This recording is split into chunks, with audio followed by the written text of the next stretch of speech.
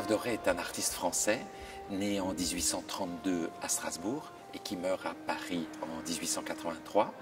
C'est donc un exact contemporain d'Édouard Manet, donc un contemporain de la première génération des impressionnistes, mais ça ne fait pas de lui pour autant un héros de la modernité, bien au contraire. C'est un artiste fondamentalement indépendant d'esprit, un autodidacte, connu essentiellement de nos jours en tant qu'illustrateur, mais qui est aussi un immense peintre et un immense sculpteur. Gustave Doré est un artiste paradoxal qui s'intéressera à la fois à la forme en miniature, de petites vignettes, des illustrations, mais également aux formes monumentales. Et cette exposition mettra ce paradoxe en évidence dès le début, dès l'ouverture de notre parcours.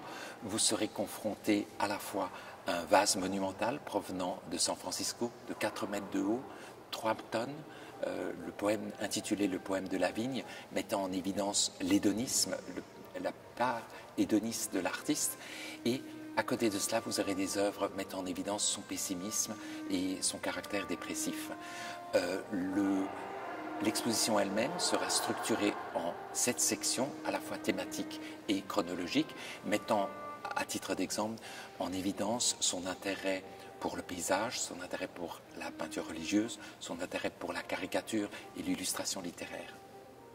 C'est un artiste qui a accordé une priorité, et une seule priorité qui reconnaissait en quelque sorte un seul maître, c'est son imagination et c'est son imaginaire. Et je pense que c'est un de ces éléments qui risque d'intéresser le public de nos jours. L'œuvre de Doré fonctionne de manière fondamentalement organique. Donc je pense que nos visiteurs comprendront mieux son œuvre d'illustrateur et de dessinateur quand ils le verront mis en perspective avec sa peinture et sa sculpture. Nos visiteurs se rendront également compte que évidemment, Gustave Doré fait partie du patrimoine visuel du XIXe siècle, mais il fait aussi fondamentalement partie du patrimoine imaginaire du XXe et XXIe siècle.